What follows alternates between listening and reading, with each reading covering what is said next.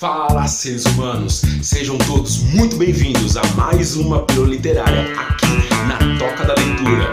Hoje nós vamos falar sobre romance romântico prosa. O romantismo expressa o sentimento dos descontentes com as novas estruturas, a nobreza que já caiu e a pequena burguesia que ainda não subiu, de onde as atitudes saudosistas ou reivindicatórias que apontam para o movimento.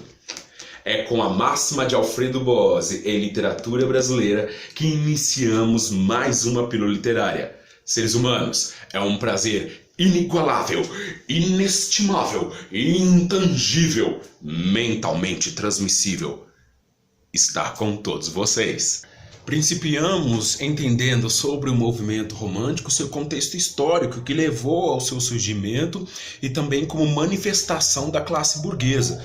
Temos que recordar que no século XVIII na Europa está eclodindo vários pontos revolucionários, a Revolução Industrial, a Revolução Francesa, que vão ser catalisadores deste movimento literário.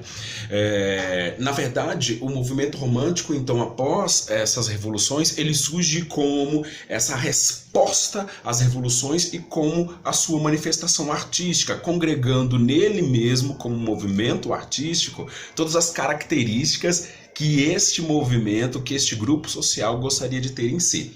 Aqui no Brasil, como que vai acontecer? Nós temos em 1808 a chegada da família real portuguesa, em 1815 então o Brasil vai deixar de ser Brasil colônia, né, Reino Unido de Portugal, e com isso vai ter a abertura dos portos trazendo para o território brasileiro, nascente território brasileiro, expedições artísticas, surgimento dos centros urbanos. Além do que, nós temos que recordar também, enquanto na Europa você tem clero, monarquia, que depois vai deixar de ter esse posto, dando lugar à nova classe social, que é a burguesia, mais o povo, aqui nós temos clero, monarquia e escravos. Então surge um momento para a nascente nação brasileira da necessidade de ter o povo para ser tanto a massa trabalhadora quanto está de igual para igual com a Europa. Dentre os romances que irão surgir, talvez considerado pelos pesquisadores e teóricos, o Madame Bovary do Gustave Flaubert seja o maior representante desse período. Eu acho que eu tenho uma versão desse romance aqui.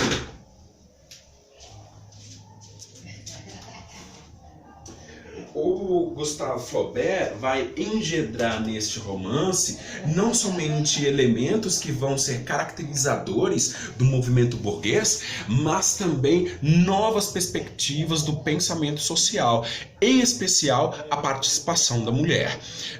Emma, que é a personagem principal, vai passar por várias peripécias para tentar ganhar a sua liberdade. E é aí que nós olhamos as características que são bem representativas deste movimento literário. Nós temos como perspectivas centrais, como privilégio, o esforço individual, o trabalho, a religiosidade cristã, mais a paixão amorosa, o exacerbo de sentimento, o desejo, então, pela liberdade, mas a idealização da mulher, né? A idealização talvez seja o ponto central e a característica maior deste movimento.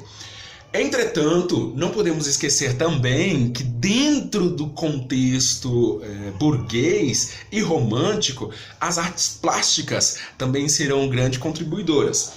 Destacamos a obra de Eugène Delacroix, A Liberdade Guiando o Povo.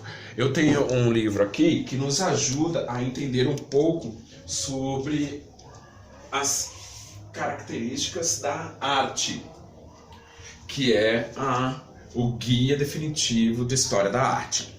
Aqui eu tenho uma foto, a ilustração do quadro. Deixa eu ver. Aqui.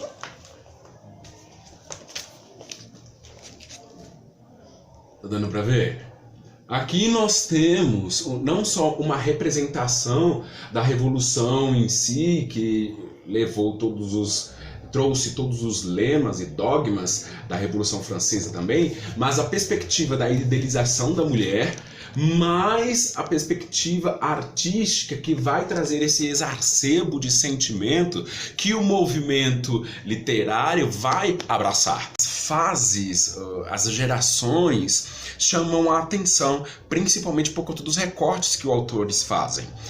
Temos, por exemplo, o romance urbano, conhecido também como romance de costume, uma temática vinculada a uma esfera social com críticas aos hábitos praticados no âmbito da sociedade, principalmente nessa sociedade burguesa nacional que está em formação e não teve uma formação como na Europa.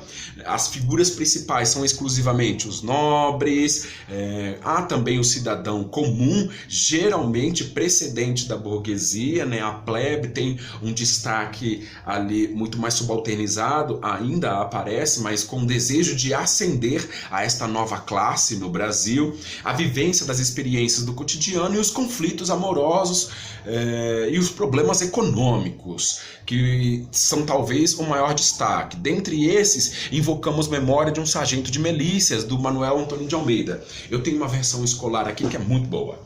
Manuel Antônio de Almeida vai produzir esta obra e irá engendrar aquilo que nós vamos conhecer posteriormente como o primeiro malandro da história. Esse soldado, né, esse meirinho, o sargento, ele vai produzir uma série de peripécias que nós ainda vamos acompanhar como caracterizador do malandro, do jeitinho brasileiro dentro da narrativa. A fase indianista talvez seja mais conhecida, tendo como maior representante o José de Alencar, na sua tríade o Guarani, o Birajara e Iracema.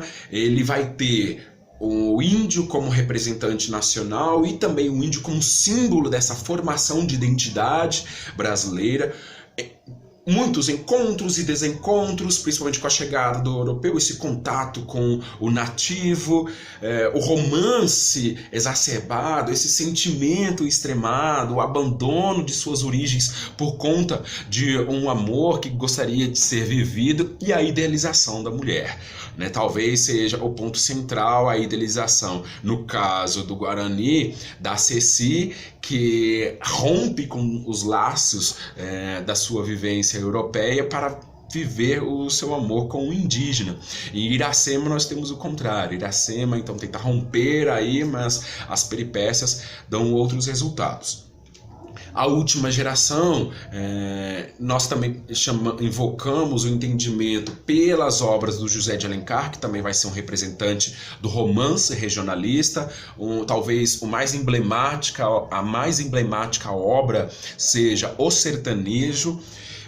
Após a exploração dos interiores, nós vemos então a expansão do território brasileiro, a descrição desse hibridismo de seres humanos, principalmente entre negros e europeus, agora não mais entre índios e europeus, como nós vimos na fase indianista, a proteção dos valores locais, rurais, rústicos, belas paisagens, muita abundância de água, muita natureza, muito verde, tentando caracterizar aí esse interior do Brasil. A idealização do brasileiro continua, principalmente no contexto da mestiçagem, e aí nós vemos o ensejo de grandes ideais que foram incorporados à nação brasileira, o branqueamento se fazendo também nos romances. É importante nós recordarmos que esses autores, eles não só refletem o seu período como perspectiva romântica e burguesa, mas também os ideários do que seria a nação brasileira. E a nação brasileira, ela inicia com uma série de preconceitos. Há de convir que nós fomos praticamente o último território a libertar os escravos. Ai, velho, eu não vou pedir para o povo curtir, para o povo acionar sininho, ficar humilhando coisas. E aí, se você gostou desse vídeo, se você quer compartilhar com o seu amigo, quer curtir, quer tocar naquele sino e faz blá, blá, blá, toda vez que eu publicar, fica à vontade. Tô de boa.